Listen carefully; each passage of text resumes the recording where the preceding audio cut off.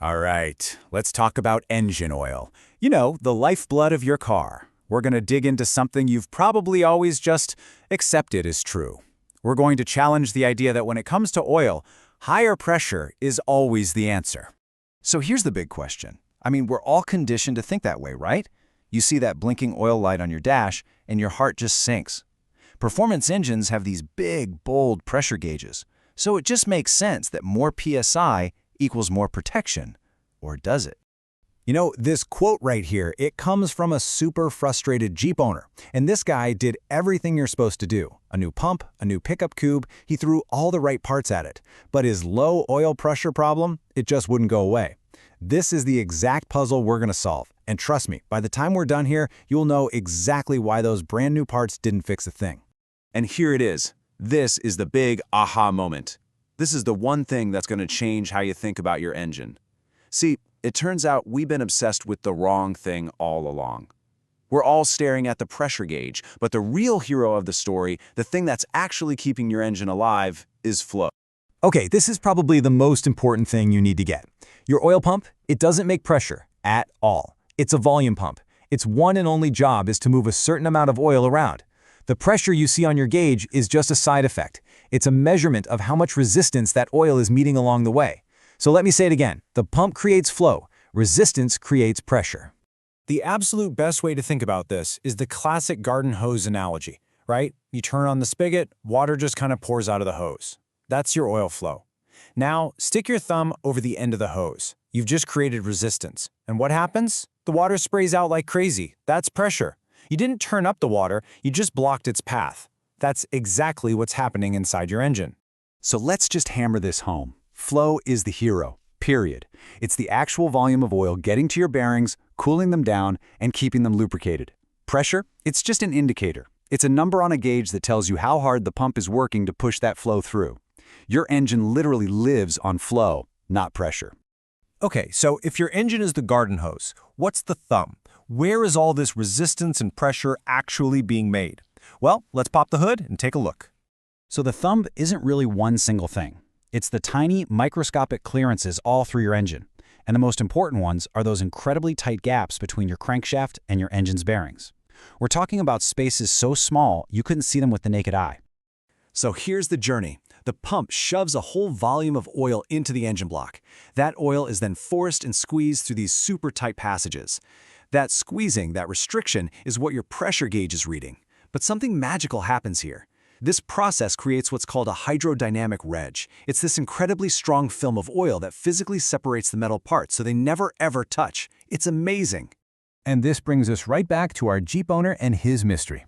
If the oil pump is doing its job, pushing the same amount of oil, why does an older, worn-out engine have such low oil pressure? Well, now that we know how it works, the answer is actually pretty simple. And here it is.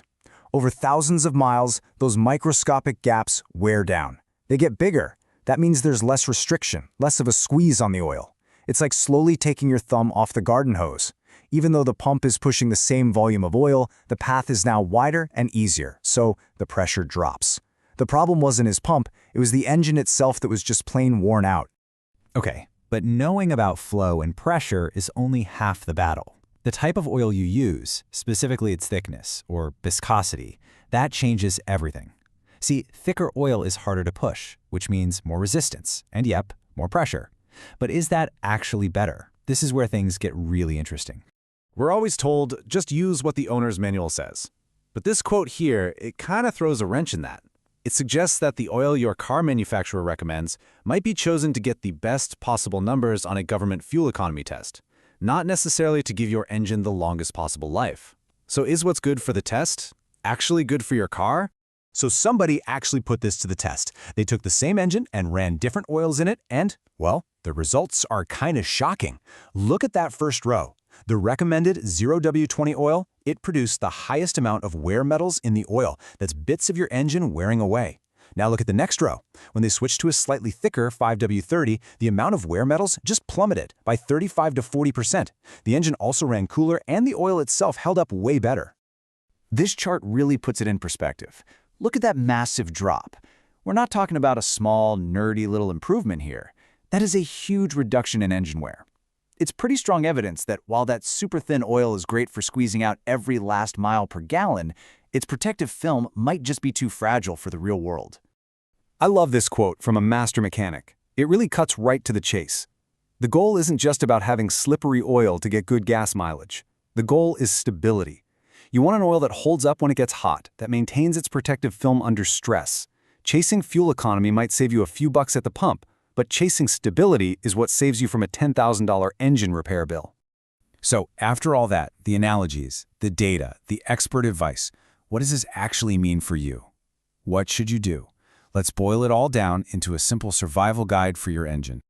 Okay, here are the 4 rules to live by. Number 1, engines live on flow, not pressure. Say it with me, flow, not pressure. 2, pressure is just the number that tells you about resistance. 3, a great rule of thumb is you want about 10 psi of oil pressure for every 1,000 RPM your engine is turning. And number 4, and this is a big one, if that oil light ever comes on, you pull over. Safely, but immediately. It is not a suggestion. So which oil is right for you? Well, it's not as simple as good or bad. It's about what you need. If you absolutely need to get the best possible fuel economy, or you live somewhere crazy cold, maybe that 0W20 is for you. But if your goal is to make your engine last as long as possible, you have mixed driving habits, and you live anywhere that isn't the Arctic, the data really seems to point towards 5W30 as providing much better protection. This quote from a vet tech just says it all, doesn't it? The numbers that look good on the window sticker aren't always the ones that keep your car out of the repair shop. It really comes down to what you care about more, saving a little bit now or saving a whole lot later. So we'll just leave you with this one last thought. Knowing that your owner's manual was written to pass a test, and knowing there might be an option that could dramatically cut down on engine wear, who are you making your oil choice for? The government agency that runs the test, or for the long-term health of your engine? The answer could be the difference between your car lasting 100,000 miles or 300,000. Something to think about.